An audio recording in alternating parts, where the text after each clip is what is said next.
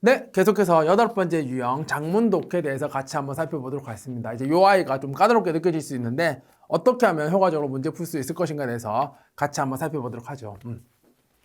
유형 소개부터 간략하게 읽어보면 장문독해라는 영역에서 알 수 있듯이 긴 글을 읽고 이해하는 문서 이해 능력을 평가하는 영역입니다. 긴 글과 문제 두 개가 함께 나와요.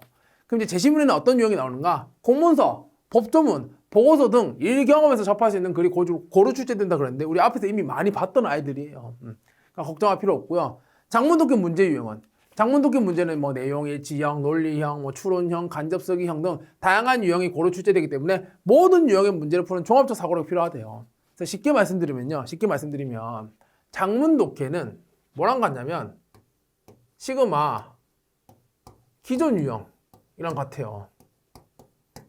시그마가 뭔지 정도는 아시죠? 그러니까 앞에서 우리 다뤘던 거 뭐 내용일치, 뭐 추론, 뭐 빈칸 추론, 간접쓰기, 그다음 법조문 뭐 등등등등등등 앞에 나왔던 유형들이 모두 섞여서 나온다라고 보시면 됩니다. 그러면 이제 특별한 풀이법을 정리할 필요는 없겠네요. 왜? 우리 앞에서 이미 다 봤으니까. 그렇게 정리하도록 하겠습니다. 그 다음 두 번째, 장문독해 영역 접근 방법 어떻게 접근할 것인가 말씀드려보도록 하죠. 일단 첫 번째로 문제를 먼저 읽는 것이 굉장히 중요해요. 문제를 먼저 읽는 것이. 의사소통 영역 문제를 풀 때 시간을 아껴야 하기 때문에 문제를 먼저 읽은 후 본문을 독해하는 습관을 들여야 되는데 여기서 문제만 간단하게 확인하고 지문 들어가면 안 돼요. 문제 먼저 읽으면서 뭘 해야 되냐면 풀이 전략을 세우셔야 돼요. 어떻게 풀겠다라고 하는 풀이 전략을 수립하셔야 돼요. 연습할 겁니다. 근데 이 풀이 전략은 이미 앞에서 주구장창 말씀드렸던 내용이기 때문에 어렵지는 않을 거다라고 하는 거. 두 번째, 이제 유형별 접근 전략 앞에서 얘기했던 것들 정리하시면 되겠습니다. 그럼 이제 백문이 불여견이니까 바로 문제를 통해서 이 내용들을 구체화시켜 보도록 하겠습니다. 넘어가서 이제 95번, 96번 보도록 하죠. 95번, 96번. 법조문이네요. 봤더니 많아 딱 봤을 때. 그럼 이제 뭐부터 하자? 발문부터 보자고. 발문을 보도록 하겠습니다. 95번. 다음 법조문의 내용과 일치하는 것은 했습니다. 96번은요. 다음 중 땡땡법 제 세모조에 따른 안전교육을 적법하게 시행하지 못한 공연장 운영자는 이러고 나와 있네요. 뭔데요? 95번은 법조문 내용 물어보는 거고 96번은 사례 문제네요. 그럼 이제 법조문 풀듯이 풀면 되겠네요. 우리 어떻게 풀었었어요? 법조문 다 읽고 선지 확인하고 이렇게 풀었나요? 선지 보고 요 내용과 관련되어 있는 아이 바로바로 찾아가면서 문제 풀었었죠. 그렇게 접근하면 되겠네요. 그럼 이제 95번으로 풀고 답 나오면 96번 넘어가시면 되겠습니다. 그럼 이제 95번부터 볼게요. 법조문의 내용과 일치하는 것은 그 다음에 여기 뭐 법조문 풀 때 얘기했지만 제목들 있죠. 재해 예방 조치, 그 다음에 안전교육 이런 것들 주소 찾듯이 문제 푸시면 된다라는 것도 같이 곁들여서 말씀드립니다. 그럼 이제 95번 다음 법조문의 내용과 일치하는 것은 했습니다. 1번 재해 대처 계획의 보완을 요구받은 공연장 운영자는 그 요구에 따라 보완하여 관할 특별자치시장, 특별자치도지사, 시장, 군수, 구청장에게 다시 신고하지 않을 수 없다라고 했네요. 그럼 이제 요 내용과 관련되어 있는 아이를 호로록 뚝뚝 찾아보세요. 보시면 뭐래요? 쭉 나왔을 때 여기 있네.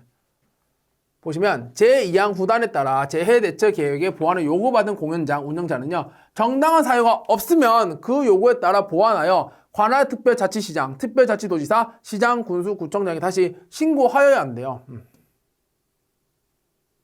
다시 신고하여야 된대요. 그럼 정당 사유가 있으면요?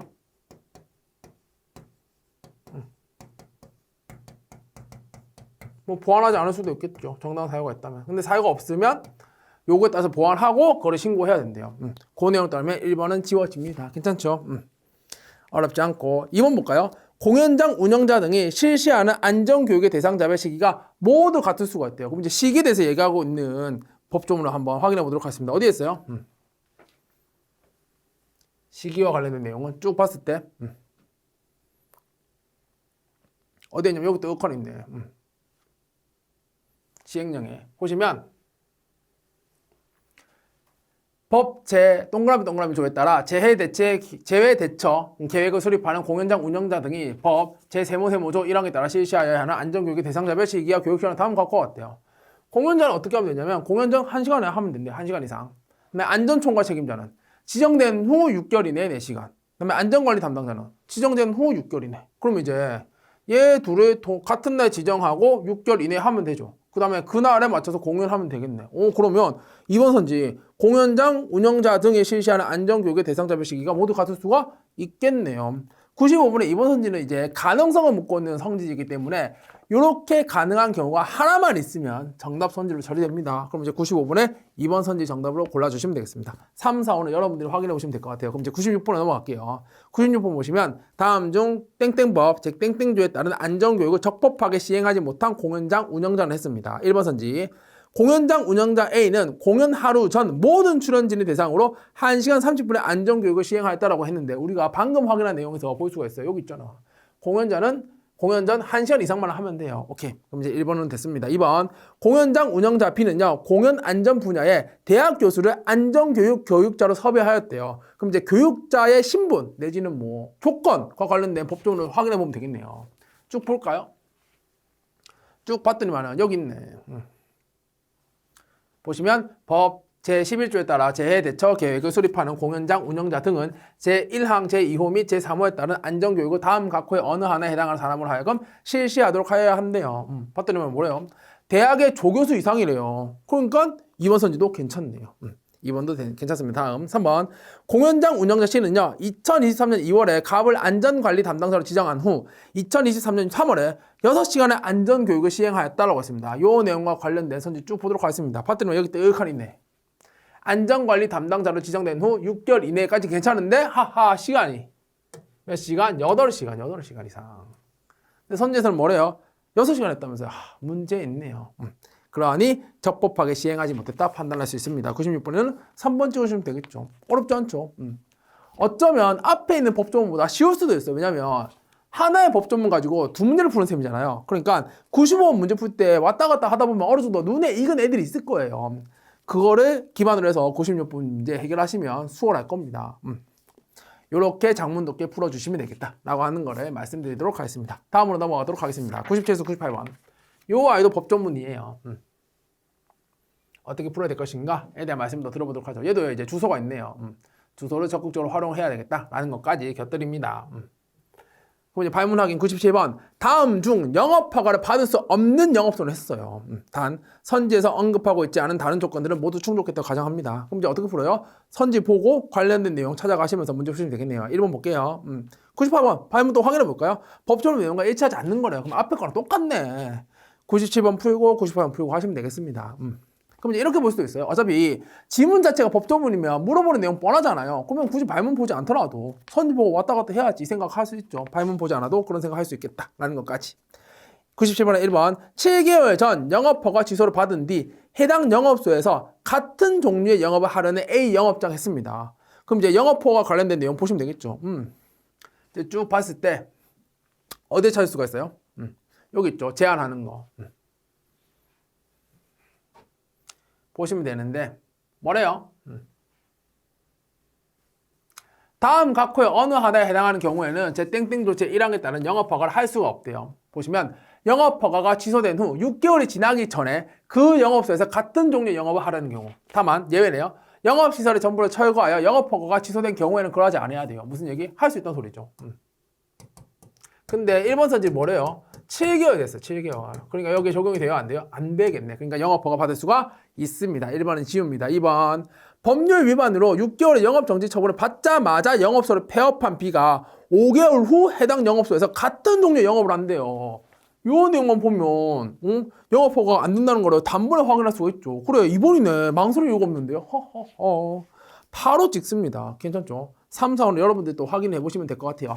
같은 방식을 적용하시면 됩니다. 답은 2번. 어렵지 않네요. 하나의 조문 가지고 두 문제를 해결했어요. 선지 2개나 해결했어요. 와우. 그럼 이제 98번. 다음 법조문의 내용과 일치하지 않는 것을 했습니다. 어떻게 푼다고? 선지 보고 이것과 관련된 내용 바로바로 찾아가는 방식으로 푸시면 되겠습니다. 1번. 영업자가 품질관리인의 자격을 갖추고 품질관리 업무에 종사하고 있는 경우 해당 영업소에는 품질관리인이 따로 없을 수가 있대요. 그럼 이제 품질관리인과 관련된 조문 봐야지. 주소가 여기 뜨악하니 있죠. 그럼 얘를 봐야지. 요거 조문 제목 잘 활용하셔야 돼요. 품질관리인. 과 관련된 내용 봤을 때 98번에 1번 선지 보시면 제 땡땡조 제1항에 따라 건강기능식품 제조업의 허가를 받아 영업을 하려는 자는 품질관리인을 두어야 해요. 의무예요. 다만 영업자가 품질 관리인의 자격을 갖추고 품질 관리 업무에 종사하고 있는 경우에는 그러하지 않아야 돼요. 왜요? 이 사람이 겸임하면 되니까요. 괜찮죠? 그럼 98번에 1번은 오케이. 2번 건강기능식품 제조업을 하려는 자가 모든 조건을 갖추어 적법하게 식품의약품안전처장에게 허가를 신청한 경우에 늦어도 20일 이내에 허가 여부 혹은 처리 기간의 연장을 통지받을 수가 있대요. 그럼 이것과 관련된 조문 또 후루룩 다 찾아보면 되겠죠. 맨 위에 있습니다. 어렵잖아요. 주소 주소 활용하면 되니까. 어렵지 않습니다. 여기 보시면 여기 사망. 식품의약품안전처장은 제1항에 따른 허가 신청을 받은 날로부터 20일 이내에 제2항에 따른 변경 신고를 받은 날부터 7일 이내에 허가 또는 신고 수리 여부를 신청인 또는 신고인에게 통지하여야 한다면서요. 그러니까 그럼 통지받을 수 있겠죠. 2번도 오케이. 3번 영업허가를 받으려는 자가 파산 선고를 받은 경우라도 영업허가가 이루어질 수 있는 경우가 있을 수 있대요. 가능성을 묻고 있네요. 그런 경우가 가능한지만 확인해 보면 되겠습니다. 파산 선고 확인해 보죠. 또 쭉 보면요. 제한 보시면 여기 영업허가를 받으려는 자가 피성년 후견인이거나 파산 선고를 받고 복권되지 아니한 자인 경우에는 제한이 됩니다. 그죠? 근데 이제 파산 선고를 받은 경우라도 그럼 영업허가가 이루어질 수 있는 경우가 있냐? 있지. 복권되지 않으면. 복권되지 아니하면 제한돼요. 그럼 복권되면요? 제한이 안 되겠네. 그럼 가능해지겠네. 그래. 그러니까 가능한 경우가 있네요. 3번도 오케이. 4번 건강기능식품 제조업을 하는 자는 정당한 사유가 있으면 품질관리인의 요청을 거부할 수 있답니다. 거부한다거나 거부할 수 있다요. 그럼 요거 관련된 거 확인해 보도록 하겠습니다. 쭉 보면요. 품질관리인과 관련된 조문을 보면 되지. 제목 적극적으로 활용. 여기 있죠. 사망. 건강기능식품 제조업을 하는 자는 품질관리인의 업무를 방해해서는 안 됩니다. 그로부터 업무 수행에 필요한 요청을 받았을 때는 정당한 사유가 없으면 요청에 따라야 해요. 정당한 사유가 있으면요 거부할 수 있겠죠. 정당한 사유가 있으면 거부할 수 있다. 그래. 그 내용. 요 사고 과정 이미 우리 앞에서 본 적 있습니다. 그럼 이제 1, 2, 3, 4 다 맞은 정도 5번 있네요. 5번 보면 건강기능식품 제조업을 하려는 자가 모든 조건을 갖추어 적법하게 식품의약품안전처장에게 허가를 신청하였음에도 법에서 정하고 있는 처리기간이 지나도 허가 여부를 통지받지 못할 경우 재신청을 해서 통지를 기다려야 된대요. 근데 좀 이상하죠. 적법하게 준비 다 해가지고 신청했는데 안 해줘요. 그러면 이제 재신청을 한다. 다시 해줘. 이런 식으로. 좀 과한 것 같은데. 그래도 이제 주간을 벌어야 되니까. 지문의 근거 한번 찾아보도록 하겠습니다. 쭉 보면 어디에 있어요? 아까 우리 통지가 관련된 거 확인했었잖아. 그거 보면 되겠죠. 여기 있네. 보시면 식품의약품안전처장이 제3항에서 정한 기간 내에 허가 또는 신고 수리 여부나 민원 처리 관련 법령에 따른 처리 기간의 연장을 신청인 또는 신고인에게 통지하지 아니하면 뭐래요? 아니하면 그 기간이 끝난 날의 다음 날에 허가 또는 신고를 수리한 것을 본대요. 그러니까 시간이 다 지나면 오케이 된 거라고 본대. 그러니까 굳이 재신청할 필요가 있다 없다? 없겠네. 다시 해줘. 이렇게 생각할 필요가 없겠네요. 그러니 5번이 일치하지 않는 건데 실전에서는 어떻게 풀어야 돼요? 1, 2, 3, 4가 다 지워지면 그냥 5번 찍고 넘어가셔야 됩니다. 아시겠죠? 이런 식으로 시간 세이브 해야 된다라는 것까지 곁들여 보도록 하겠습니다. 보세요. 법조문 푸는 거랑 다를 바가 없잖아요. 그러니까 긴장감을 내려놓으시기 바랍니다. 97, 98번도 가볍게 체크. 이제 99, 100번. 와우, 이제 100문제까지 왔네요. 확인해 보도록 하겠습니다. 얘도 법조문이에요. 99에서 100. 그럼 굳이 발문 확인할 필요 없어요. 법조문 뻔하니까. 그래도 보면 99번은 내용일치, 100번은요, 하하, 사례 문제네요. 똑같이 풀면 되겠다. 그리고 앞에서도 말씀드렸다시피 제목 적극적으로 활용하자. 얘 주소예요, 얘가. 운영기관의 지정, 그 다음에 인증기관의 지정, 그 다음에 여기 끝이네요. 이런 식으로 주소 세팅하고 문제 푸시면 되겠습니다. 99번 다음 법조문의 내용과 일치하지 않는 것을 했습니다. 1번 건축물 에너지 효율 등급 인증기관으로 지정되기 위해서는요. 건축물 에너지 등급 인증운영위원회의 심의를 거쳐야 한다라고 나와 있습니다. 그럼 요 내용과 관련된 아이를 찾으시면 되겠네요. 쭉 훑었을 때 어디에 있어요? 맨 밑에 있네. 맨 밑에. 쭉 내려갑니다. 맨 밑에. 여기 나와 있죠. 보시면 국토교통부 장관은 제2항에 따라 건축물 에너지 효율 등급 인증기간 지정 신청서가 제출되면 해당 신청인이 인증기간으로 적합한지를 산업통상자원부 장관과 협의해서 검토한 후에 건축물 에너지 등급 인정 운영위원회 심의를 거쳐 지정 고시한다라고 나와 있으니까 99번의 1번 선지는 오케이 됩니다. 2번 건축물 에너지 효율 등급 인정기간 지정을 받으려는 자는요 신청서와 필요한 서류를 전자문서로 제출할 수 있다고 그랬어요. 그럼 전자문서 관련된 내용 찾으시면 되겠네요. 전자문서 쭉쭉쭉쭉 찾아보세요. 전자문서 관련된 거 여기 있네.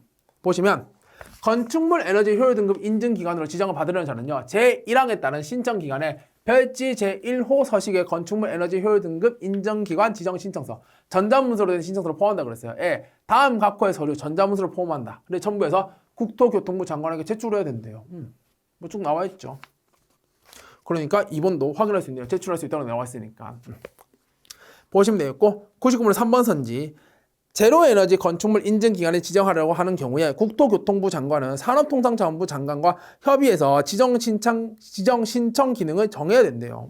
그럼 이제 요 내용과 관련된 조문을 찾으시면 되는데 아마 안 보이실 거예요. 왜냐면 이제 얘는 주체를 바꾸는 선지가 되거든요. 어디에 있냐? 근거를 여기 보시면 돼요. 여기 보시면 국토교통부 장관은 건축물 에너지 효율 등급 인증기관을 지정하려는 경우에는 산업통상자원부 장관과 협의하여 지정 신청 기간을 정하고 그 기간이 시작되는 날에 3개월 전까지 신청 기간 등 인증 기간 지정에 관한 사항을 공고하여야 한다라고 해서 의무를 이제 규정했어요. 근데 이걸 잘 읽으셔야 되죠.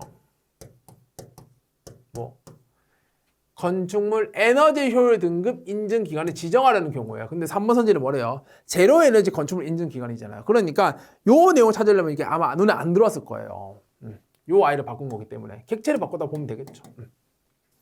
그래서 99번에 3번 선지 찍으시면 되겠습니다. 괜찮을까요? 오케이. 4번, 5번은 여러분들이 가볍게 해결해 보시면 됐고 100번 인증기간이 될 수 없는 경우 사례 문제입니다. 한번 확인해 보도록 하죠. 1번 에너지 분야의 기술사 자격증을 취득한 후 3년 이상 에너지 업무를 수행한 사람 2명과 설비 분야의 석사학위를 취득한 후 5년 이상 에너지 업무를 수행한 사람 2명을 보유하고 있는 기관이 에너지 효율 등급 인증기간이 될 수 있는지를 한번 확인해 보도록 하겠습니다. 그럼 이제 뭐 봐야 되겠어요? 제목 보고 인증기간에 지정 보는 게 맞겠죠.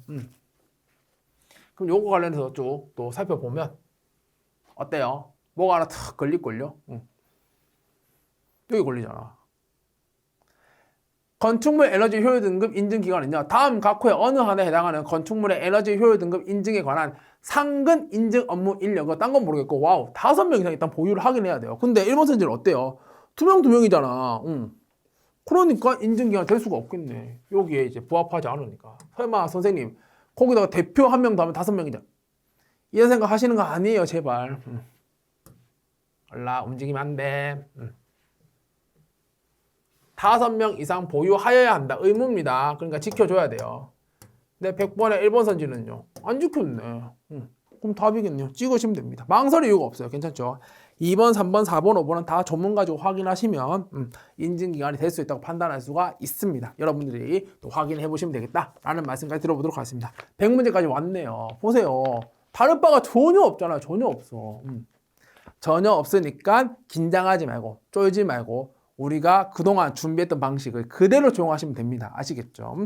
100번까지 정리해 봤습니다. 다음 또 법조문이네요. 똑같이 확인을 해 보도록 하겠습니다. 이제 법조문 너무 싫다라고 생각하시는 분들도 있을 수 있는데 어쩔 수가 없어요. 일을 하다 보면 우리가 많이 보게 되는 지문들은 다 이런 것들이에요. 이런 것들. 이런 것들이에요. 그러니까 이제 이런 지문 좀 잘 읽을 줄 아는가를 이제 평가하는 거죠. 101에서 102번 보도록 하겠습니다. 어차피 많이 보게 될 거 그냥 친숙하게 만들어 놓으세요. 미리. 보도록 하죠. 역시 또 101번은 법조문의 내용과 일치하는 거, 일치 부리치고 이번은요. 적법한 방식으로 업무를 수행하는 자는 사례 문제네요. 뻔하죠, 뻔해. 보도록 하겠습니다. 1번. 행정정보의 101번의 1번. 행정정보의 전자적 제공에 따라 발생하는 비용은 모두 행정기관 등의 장이 부담한다 그랬어요. 일단 비용에 대한 얘기네요. 그럼 이제 비용과 관련된 조문을 찾아보시면 되겠네요. 제목을 활용해야지, 제목을. 쭉 봤더니만 어디에 있어요? 맨 밑에 뜨거니 있잖아. 행정기관 등의 장은 인터넷을 통하여 제공하는 행정정보로 인하여 특별한 이익을 얻는 자가 있는 경우에는 그 자에게 수수료를 받을 수가 있으니까 행정기관 등의 장이 부담하는 건 아니네요. 오케이. 101번에 1번은 지웁니다. 괜찮죠? 2번 선지. 행정안전부 장관은 단독으로 등록 시스템을 구축 운영할 수가 있대요. 등록 시스템의 구축 운영 등이라고 하는 주소가 있잖아. 여기 확인해 보면 되겠네. 쭉 봤을 때 어때요? 1번이래. 2조 1항. 행정안전부 장관은 공공서비스 목록에 등록하고 관리 활용하기 위한 시스템을 구축 운영할 수 있다네요. 와우. 그럼 맞네. 101번에 2번 선지 정답 찍어야지. 괜찮죠? 3, 4, 5는 확인되니까 여러분들이 또 점검해 보시면 될 것 같고, 저는 이제 102번으로 바로 넘어가 보도록 하겠습니다. 102번. 다음 중 적법한 방식으로 업무를 수행한 자 사례 문제입니다. 1번. 땡땡 서비스 관련 업무를 위탁받은 후 땡땡 서비스 제공 신청을 전자문서를 하도록 정하면서 결과 통보 시에는 종이 문서로 할 수 있도록 한 비업체네요. 그럼 일단은 어떤 문서로 해야 될 것인가와 관련된 정보를 찾아보시면 되겠습니다. 쭉 봤을 때 위를 보도록 하죠. 맨 위에. 또 찾으시면 돼요. 여기 나와 있어요. 2항. 행정기관 등의 장은 뭐래요? 제공하는 전자정부 서비스에 관하여 그 제공 결과를 관계 법령에서 문서, 서면, 서류 등의 종이 문서로 통지, 통보 또는 고지 등을 하도록 규정하고 있는 경우에도 전자정부 서비스 이용자가 원하거나 전자정부 서비스를 전자문서 신청 등을 하였을 때에는 이래 전자문서로 통지 등을 해야 한다 그랬어요. 전자문서로 신청했으면 무조건 전자문서로 통지해야 된다고 규정하고 있습니다. 이거 의무죠. 1번 선지에서 뭐래요? 제공 신청은 전자문서로 하도록 정하면서 결과 통보는 종이문서로 할 수 있도록 만들었대요. 안 돼, 안 돼. 의무라니까요. 무조건 지켜줘야 돼요. 그러니 102번에 1번 선지는 지워집니다. 2번. 행정안전부 장관은 등록 시스템의 구축과 운영을 위해서는요, 반드시 시범사업을 거쳐야 된대요. 그럼 이제 시범사업과 관련된 조문을 확인해 보면 되겠죠. 쭉 보도록 하겠습니다. 쭉 봤을 때 어때요? 우리 아까 눈팅한 조문이 있어요. 요거 관련해서. 여기 나와 있잖아요. 행정안전부 장관은 공공서비스 목록을 등록하고 관리 활용하기 위한 시스템을 구축 운영할 수 있다라고 나와 있는데 여기에 시범사업을 해야 된다라고 하는 내용이 대체 어디 있어요? 시범사업. 더군다나 추진할 수 있다니까. 얘는 의무 아니에요. 말씀드렸죠. 법조문 문제 풀 때 기속인지 재량인지 구분할 줄 알아야 되는데 얘는 재량이야. 재량. 재량은 할 수도 있고 안 할 수도 있습니다. 그럼 이제 예를 볼게요. 다른 중앙기관 등의 자료가 필요한 경우에는 연계할 수 있고 협의하여야 한다. 얘는 의무예요. 의무. 얘는 기소. 그러니까 얘는 예외가 없고요. 뭐가 없다고? 예외가 없다고. 얘는 예외가 없고 얘는 예외가 있어요. 표현 정확하게. 예외가 있을 수도 있습니다. 요 두 가지도 구분 잘해야 되겠다라는 거 여러 번 강조했습니다. 여러 번 강조했어요. 중요하게 보셔야 될 것 같고 3번 땡땡 서비스 제공 신청과 그에 따른 통지를 전자문서로 하도록 하고 제공 신청 기간 시작 이전에 미리 시청 홈페이지에 신청과 통지의 업무 처리 절차를 공표한 시시장이라고 있습니다. 이렇게 할 수 있는지를 보면 되겠죠. 요거는 또 위에 있네요. 쭉 보면.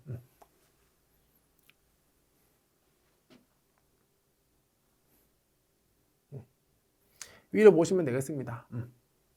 보시면 이제 전자문서로 신청 등을 하게 할 수 있다라고 나와 있고, 우리 아까 확인했던 거 전자문서로 신청 등을 했을 때는 전자문서로 통지 등을 해야 한다라고 하는 것도 나와 있고, 그 다음 여기도 있어요. 인터넷을 통하여 미리 그 신청 등 또는 통지 등의 종류와 업무 처리 절차를 국민에게 공표하여야 한다고. 그래. 그러니까 공표하셨네요. 누가요? 시시장께서요. 잘하셨는데요? 3번 맞네. 찍으시면 되겠습니다. 괜찮죠? 이런 식으로 하나의 사례인데 여러 개 조문이 적용되는 경우들도 있습니다. 분명히요. 그러니까 1대1 대응으로 풀려고 하지 말고 이것과 관련된 조문이 있는지를 싹 다 뒤지셔야 돼요. 그것까지 말씀을 들어보도록 하겠습니다. 그리고 102번에 3번 선지는요. 공표한 게 잘한 거냐라고 묻고 있는 거니까 공표와 관련된 정보를 무조건 확인을 해보셨어야 돼요. 아시겠죠? 얘도 국민에게 공표하여야 한다라고 했으니까 의무입니다. 의무. 기속이다 라는 것까지 정리하도록 하겠습니다. 괜찮죠? 이렇게 해서 101번과 102번 문제도 같이 한번 확인을 해봤습니다. 뻔하죠. 그래, 뻔해야 돼. 뻔해야 돼. 지겨워야 된다니까. 똑같은 방식이구나 이런 생각이 들어서 지겨우셔야 돼요. 아시겠죠? 단순하게 공부하기 싫다 이게 아니고. 103번, 104번 보도록 하겠습니다. 똑같아요. 똑같아. 네, 계속해서 103번, 104번 지문 살펴보도록 하겠습니다. 역시 또 똑같이 법조문 지문입니다. 같이 한번 살펴보도록 하죠. 103번. 다음 법조문의 내용과 일치하는 것은 했습니다. 내용 일치. 104번은요, 적법한 상황. 사례 문제네요. 똑같네요, 똑같아. 한 번 더 연습해 보도록 하겠습니다. 103번의 1번 선지. 중앙행정기관의 장은 반드시 선발시험위원회의 임용후보자 추천 순위에 따라 기관장을 임용해야 한다고 했습니다. 또 역시 제목 적극적으로 활용해야 되겠죠. 이제 선발시험 나와 있는 요 아이를 보시면 되겠습니다. 봤을 때 사항, 중앙행정기관의 장은요, 뭐래요? 특별한 사유가 없는 한 선발시험위원회의 임용후보자 추천 순위에 따라 기관장을 임용하되라고 했어요. 그럼 질문, 특별한 사유가 있으면요? 안 해도 되겠죠. 그러니까 103번의 1번 선지, 반드시 추천 순위에 따라야 된다? 그런 건 아니에요. 지웁니다. 2번, 누군가 기관장으로 선발되어 임용되었다면 그는 일반 임기제 공무원일 것이다 라고 했어요. 그럼 이제 요것과 관련된 조문을 또 확인해 보면 되겠죠. 봤더니만 위에 눈이 탁 가요. 뭐래요? 여기 나와 있죠. 갑자기 문제가 나와. 요 아이. 중앙행정기관의 장은 제1항에도 불구하고 관련 분야에 대한 고도의 전문성을 가지고 있는 사람을 기관장 선발할 필요가 있다고 특별히 인정되는 경우에는 어쩌재요? 전문 임기제 공무원을 임용할 수가 있대요. 그러니까 원칙은 요 아이인데 이런 상황일 때는 이렇게 간다. 이 얘기인 거죠. 얘가 원칙.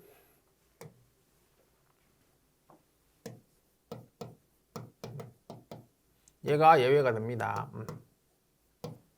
이것도 한번 확인을 했네요. 103번에 2번 선지도 지웁니다. 3번, 중앙행정기관의 장은요, 기관장을 임명하기 전 인사혁신처장과 반드시 협의하여야 한다라고 나와 있는데 요 내용을 직접적으로 찾을 수가 없어요. 왜냐면 얘는 다른 내용을 바꿔서 만든 조문이거든요. 선지거든요.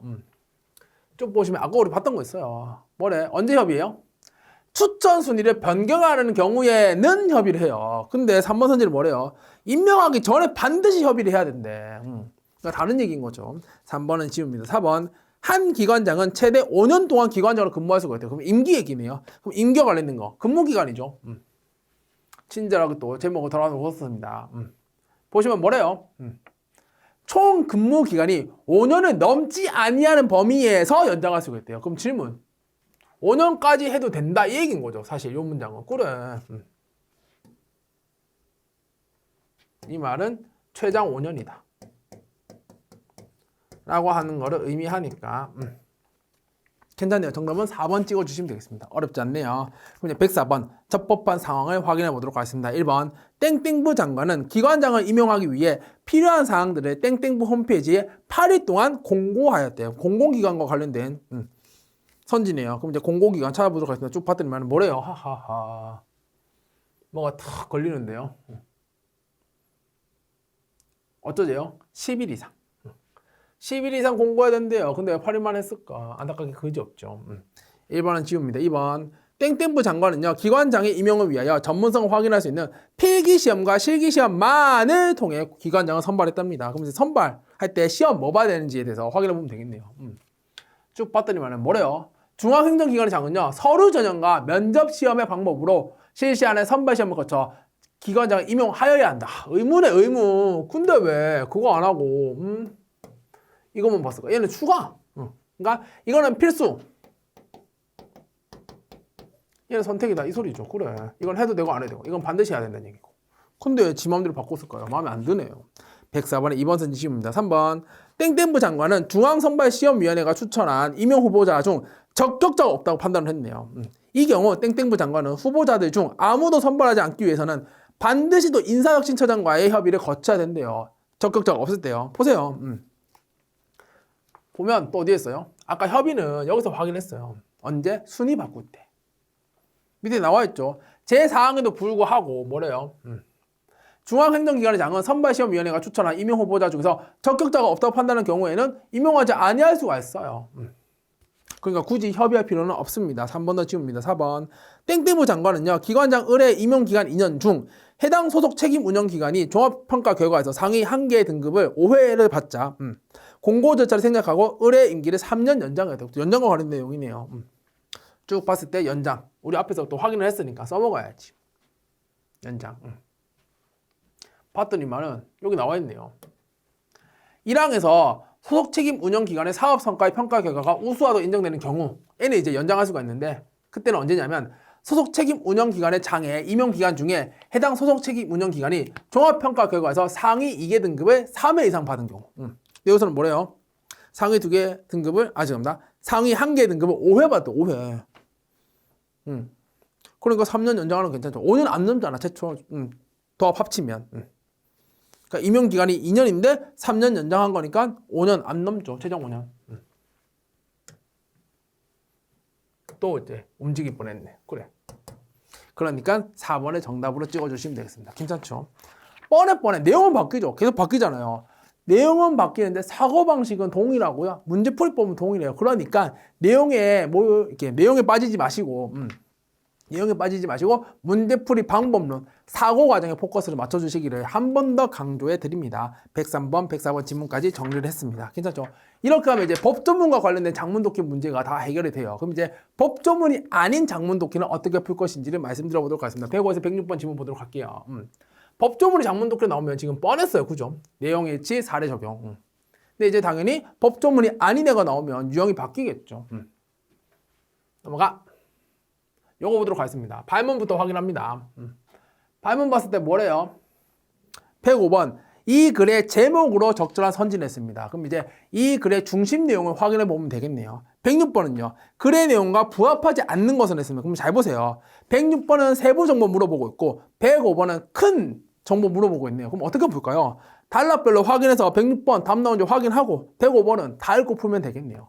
이런 식으로 전략 세우고 지문 읽으시는 겁니다. 같이 한번 살펴보도록 하죠.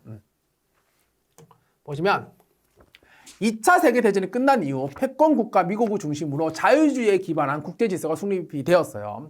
자유주의 체제는 1901년 소비에트 연방, 소련이죠. 소비에트 연방의 붕괴를 전후로 하여 미국 중심의 질서는 일종의 국제법처럼 국제적 차원에서 규범을 정하고 제재를 가하는 역할을 해왔습니다.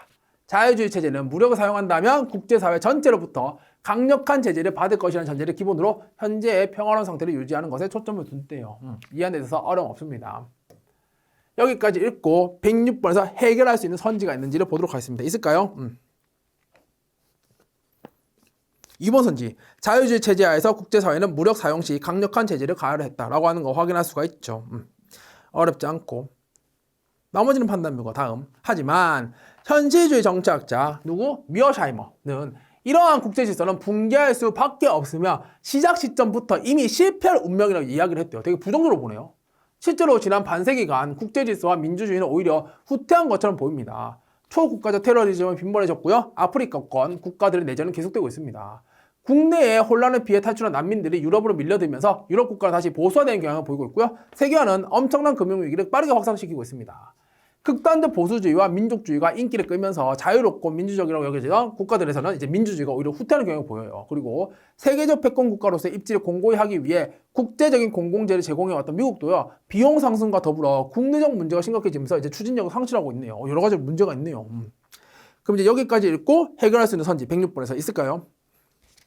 어떤 애가 눈에 확 들어오는데요. 106번에 1번 선지. 미어샤이머 나왔었잖아요. 1번 선지를 확인해 보면 뭐래요? 미어샤이머는 현재 자유주의 체제가 번성하였다가 점차 쇠퇴할 것으로 추측했다라고 했는데 지문에서 뭐라고 나왔냐면 이미 실패할 운명이라고 이야기를 했어요. 그러니까 번성 아니에요. 그럼 1번이네? 망설일 이유가 없네요. 오케이. 나머지는 가볍게 체크됩니다. 어렵지 않죠? 그럼 이제 마지막 단락 확인해 보도록 하죠. 후딱 읽겠습니다. 또한 러시아가 우크라이나를 침공하여 시작된 전쟁은 무력 사용 금지라는 현재 국제사회 질서가 유지되기 어렵다는 위기감을 심어주었습니다. 주었습니다.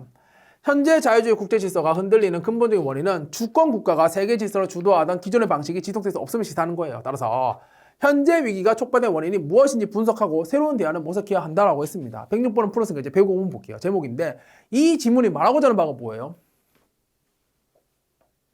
미국을 중심으로 한 자유주의 국제질서는 끝났다. 걔들이 말한 것처럼 안 되더라. 이 얘기죠. 그것과 유사한 의미의 내용의 정답 선지를 골라주시면 됩니다. 어디에 있어요? 하하하. 어디가 너 손을 다 들고 있는데? 여기 있잖아. 자유주의는 끝났다. 그래. 2번 선지 정답 찍어주시면 되겠죠. 괜찮을까요? 1번 맞네, 2번 맞네. 이게 아니에요. 미리 생각해놓고 그것과 유사한 의미의 선지를 정답으로 골라주시면 되겠습니다. 괜찮죠? 이렇게 해서 105번, 106번도 같이 해결해 보았습니다. 어떻게 푸는지 감오시죠? 그럼 이제 107번, 108번 보도록 하겠습니다. 한 번 더 연습해 보도록 할게요. 할 수 있다, 할 수 있다. 지문 있고 이제 발문부터 확인합니다. 107번, 이 글을 읽고 추론할 수 있는 내용으로 적절한 것은 했습니다. 추론형 문제네요. 어떻게 풀까요? 단락별로 확인하시면 되겠습니다. 108번은요. 기억에 들어갈 내용으로 가장 적절한 것을 했습니다. 근데 기억 앞에 뭐래요? 따라서네, 따라서. 그럼 이제 기억은 뭐예요? 결론이겠네. 그럼 이제 107번은 세부 정보 가지고 추론할 수 있는 거 물어보는 거고 108번은요. 결론 물어보고 있는 거네요. 그럼 어떻게 풀까요? 일단 107번 위주로 푼 다음에 지문 내용 전체 정리해서 108번 풀면 되겠습니다. 사실상 옆에 있는 105, 106번이랑 똑같은 아이예요. 확인해 보도록 하겠습니다. 읽어볼게요. 고대 서양 사회는요, 공적인 영역과 사적인 영역의 구분이 명확했대요. 사람들은 정치적 공동체 속에서 서로 협력하면서 존중받았어요. 당시 사적인 영역이란 사회적 존재로 살아가기 위한 본질을 탐색하는 수단이었고요. 공적 영역의 중요성이 훨씬 더 강조되었대요. 근대 이후 무역이 활성화되고 경제 규모가 커짐에 따라 이러한 형태의 사회적 관계는 이제 본질적인 변화가 필요해졌어요. 사적인 영역이 조금 더 강조가 되겠네요. 시민들이 행위의 전면에 등장하는 시민사회라는 새로운 공간이 잉태되었습니다. 농촌에서 도시로 생활 공간이 이동함에 따라 근거리에 사는 이웃을 중심으로 구성되던 공동체도요, 이제 유사한 관심사를 토대로 협력하는 낯선 이들과의 모임으로 변화하였습니다. 그렇지? 옛날에는 그냥 동네 사람들 같이 지나다가 지금은요, 내 옆에 누구 사는지 알아요, 몰라요? 전혀 몰라요. 하지만 관심사가 비슷한 사람들끼리는 모여가지고 이야기를 하죠. 그렇죠. 뭐 저도 지금은 안 하는데 작년 5월 달쯤에 독서 모임을 이제 나갔었어요. 그냥 이제 좀 인생이 재미없어가지고 좀 재미를 찾아보고자 독서 모임을 나갔었어요.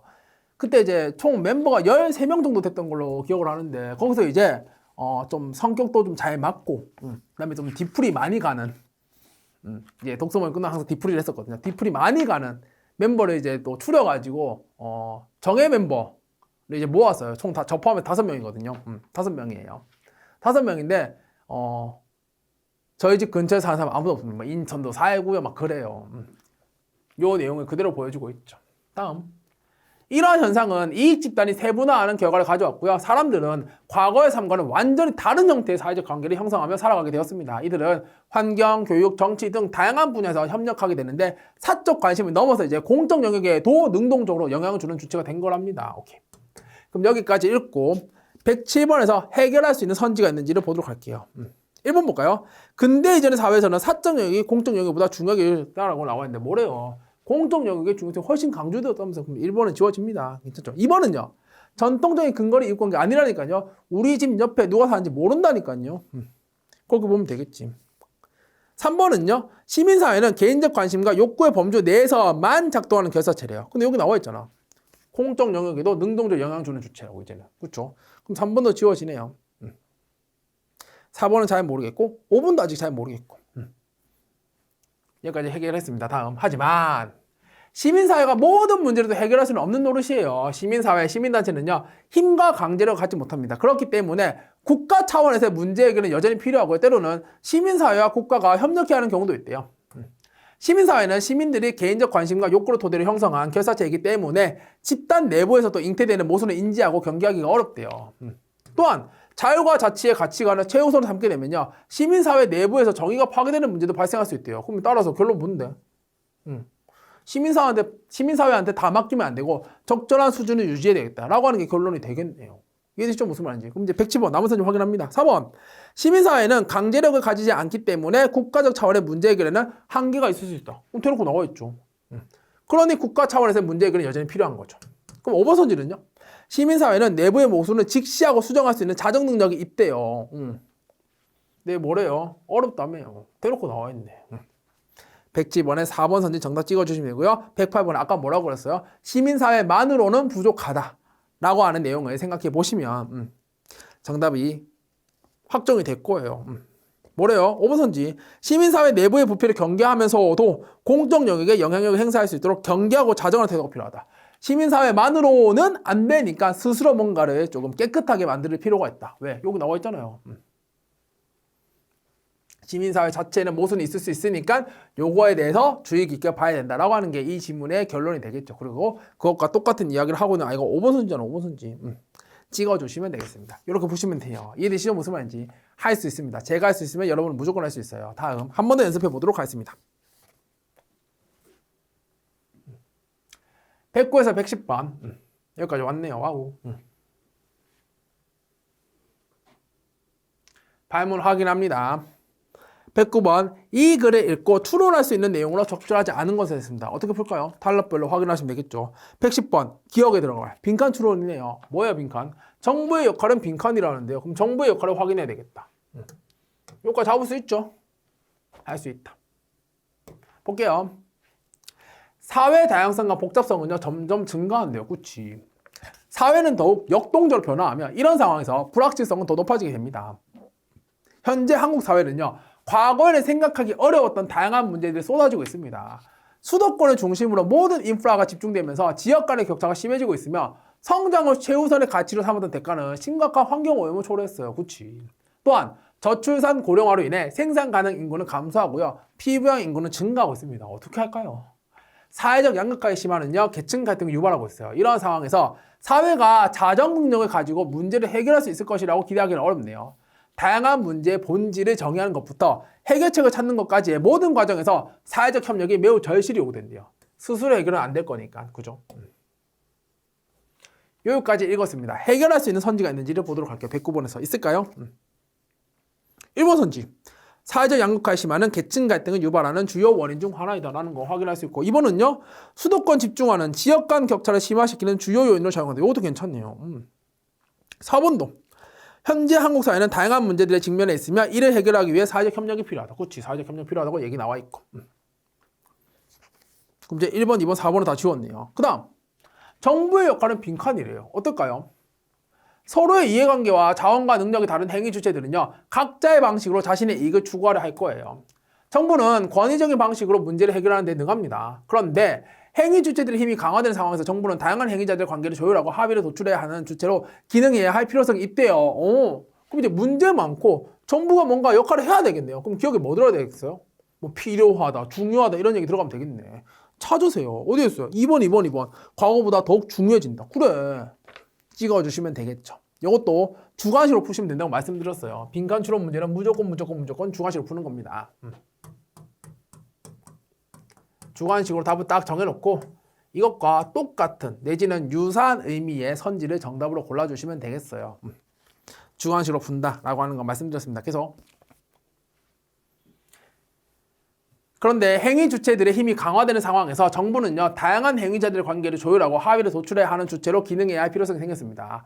과연 이런 상황에서 정부에게는 어떤 태도가 필요할까라고 했네요. 물었네요. 그럼 이제 답을 찾아야 될 것이다 라고 하는 것도 생각해 볼 수 있겠죠. 답 찾아봅시다.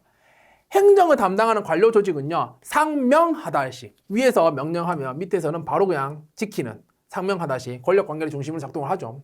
이러한 관료제는요, 경직된 사회에서는 매우 효율적이고 빠르게 문제를 해결할 수가 있대요. 근데 지금은요, 복잡하다면서요. 그럼 이거 되겠어요? 안 되겠지. 그래. 하지만 사회가 급변하는 현재와 같은 상황에서는 외부 환경의 변화에 대처하기 어렵게 만듭니다. 뭐가요? 얘가. 그렇기 때문에 행정부서는요, 변화하는 사회 지세에 대응할 수 있도록 더욱 유연한 문제 해결 태도를 탐색해야 된대요. 생각해보면 당연합니다. 괜찮죠? 오케이, 여기까지 왔습니다. 그럼 여기까지 읽고 109번에서 해결할 수 있는 선지가 있는지를 보도록 할게요. 3번 어때요? 관료 조직의 상명 하나씩 권력 관계는 급변한 사회에서 가장 효율적이라니. 문제가 이렇게 있구만. 무슨 소리 하는 거야? 그럼 3번이 적절하지 않네요. 찍으시면 되겠다. 110번은요. 풀었잖아요. 그럼 이제 마지막 단락을 읽을 필요가 있다 없다? 없다. 와우. 여기서 시간 세이브 하는 거죠. 마지막 단락을 왜 읽어? 답이 다 나왔는데. 읽을 필요 1도 없다. 읽을 필요가 1도 없습니다. 아시겠죠? 어우, 이러면 안 된다니까? 읽을 필요가 1도 없다.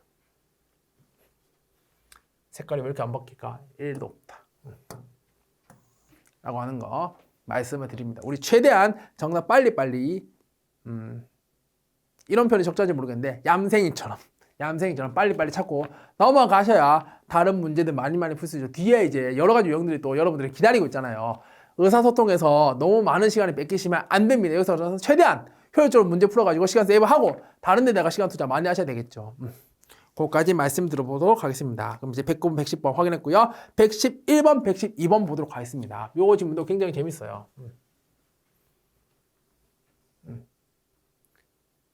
이렇게 보면 되겠고, 발문 확인하고 질문 읽어보도록 할게요. 발문 111번.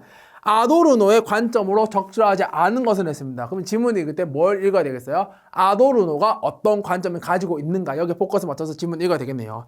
112번은 다음 중 아도르노가 추구하는 예술로 적절한 것을 했어요. 그럼 이제 사실상 112번도 아도르노의 관점을 설명하는 문제라고 보시면 되겠습니다. 그럼 이제 질문 읽을 때 어디에 포커스 맞춰야 되겠어요?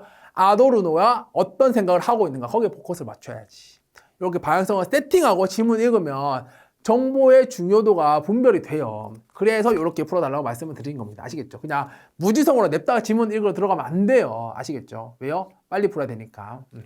확인해 보도록 하죠. 어렵지 않아요.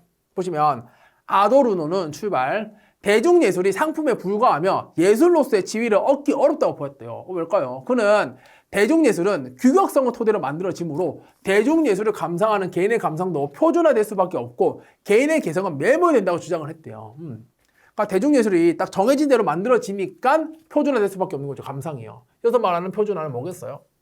규격화가 되겠네. 그러니까 개성은 매몰되겠지. 이해한 데 있어서 어려움 없습니다. 괜찮죠? 다음. 자본주의 사회에서 대중예술의 악영향은 더욱 선명히 드러나는데 대중을 위한 예술은요. 인간의 정체성도 상품화하고요. 획일화하는 기제가 된다고 봤대요. 대중예술을 되게 부정적으로 평가하네요. 그는 획일적인 대중예술의 속성에 맞서기 위해서는 비동일성을 진리한다고 주장을 했대요. 그가 주장한 비동일성은 뭐냐면 하나의 가치로 환원되는 것을 거부하고 예술은 비동일성을 지향함으로써 다름을 유지해야 한다고 주장을 했대요. 그럼 이제 비동일성, 다름, 같은 의미인 거 확인할 수 있네요. 예술이 비동일성을 추구하기 위해서는요, 필연적으로 자본주의의 속성과 괴리되어야 하고요, 예술이 추하고 불쾌한 감정을 유발해야 한다는 것이 아도르노의 주장이랍니다. 이해하는 데 있어서 어려움 없습니다. 다음. 아도르노가 찬양하는 것은 쇤베르크의 음악같이 무질서한 거래요. 그러니까 지 마음대로 나오니까 비동일성과 연결되겠네요. 괜찮죠? 오케이. 쇤베르크의 작품은 불협화음으로 가득 차 있는데 감상자들은요 음악을 들으며 당혹감과 불쾌감을 느껴요. 추하고 불쾌한 감성 이거죠.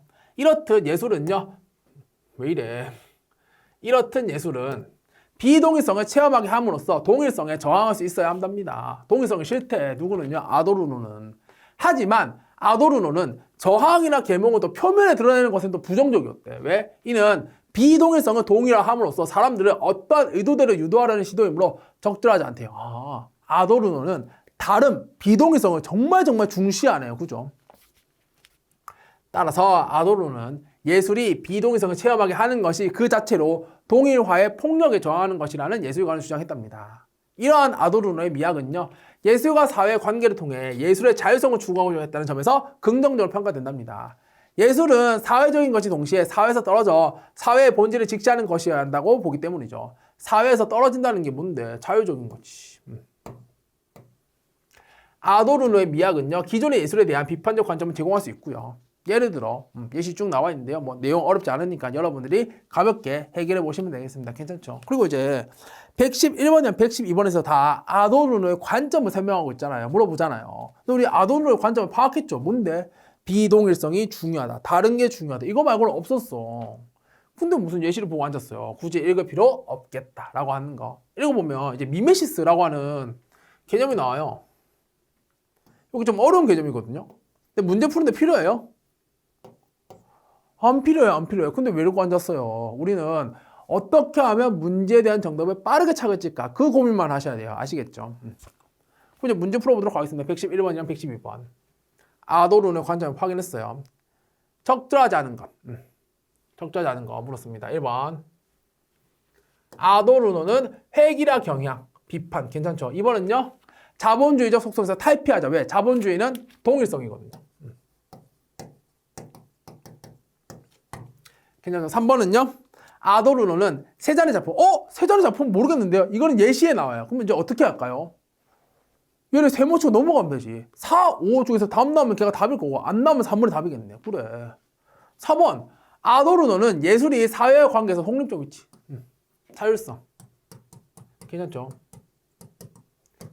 그러니까 1번, 2번 4번은 오케이예요. 3번은 예시에서 나오니까 일단 넘겨서 우리 예시 안 읽었으니까. 근데 만약에 5번이 답이에요. 그럼 찍는 거죠. 5번이 아니에요. 그럼 3번이 답인 거고. 이렇게 푸시는 거예요. 5번. 아도르노는 대중예술의 단점을 지적하면서도 대중예술이 개인의 미적 감각을 발전시키는 토대가 될 수 있다고 봤대요. 그럼 이제 대중예술을 되게 긍정적으로 보겠다 이 소리잖아요. 근데 지문 읽어보면 어땠어요? 대중예술을 긍정적으로 절대 보지 않아요. 근데 무슨 5번 답이네 찍어야 되겠다. 긍정적으로 보지 않아요. 괜찮죠? 오케이. 111번 확인했고 112번. 아도르노가 추구하는 예술로 적절한 것을 했어요. 어떤 예술 추구했어요? 우리 아까 확인했잖아. 무질서한 거, 추하고 불쾌한 감정 만들어내는 거, 비동일성에 부합하는 거 이렇게 생각하시고 문제 푸시면 돼요. 1번 대중화 안 돼. 고전적 아름다움 안 돼. 예측 불가능한 전개. 다른 말로 무질서. 와우. 실험적이래요. 다양하겠네. 딱 맞아 떨어진다. 3번. 대중적 안 된다니까요. 일반적인 서사 안 돼. 무질서, 비동일성, 다름 이렇게 문제 푸시면 되겠습니다. 보면 111번에 5번 선지, 112번에 3번 선지. 괜찮죠? 이렇게 문제를 빠르고 정확하게 풀 수 있었던 이유가 뭐예요? 이유가 뭐였지? 발문 먼저 읽고 이 문제는 아도르노의 관점을 파악하는 게 핵심이구나.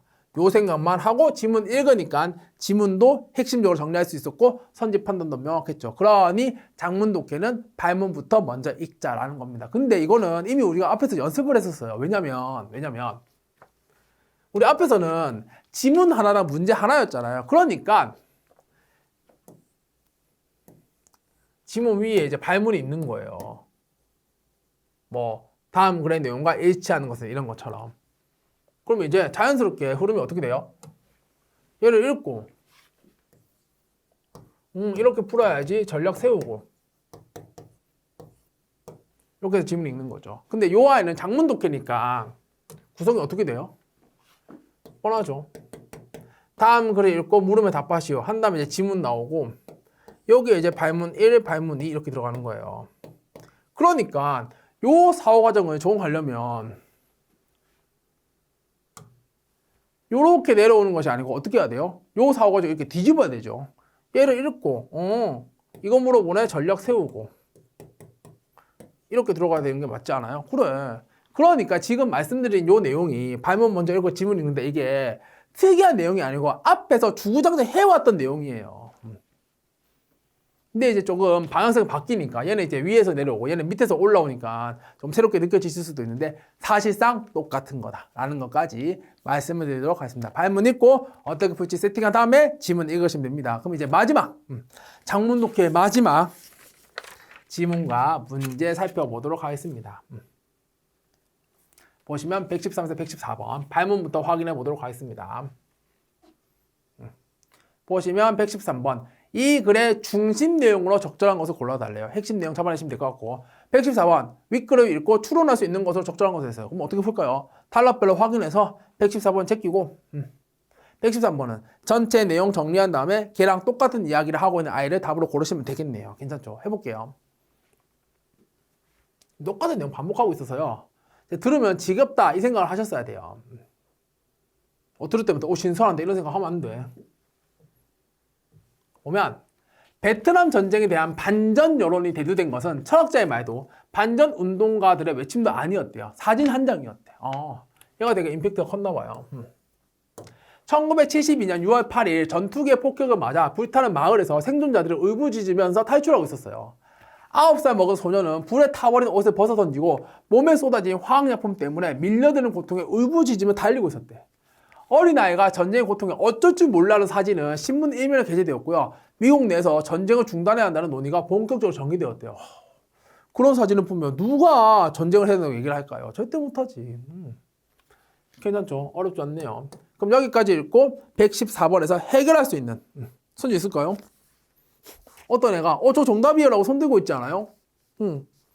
5번이 답이네. 미디어를 통한 사진은 전쟁과 같은 사회 문제에 대한 대중의 공감을 유발할 수 있다. 너무너무 예쁜데요? 하하하.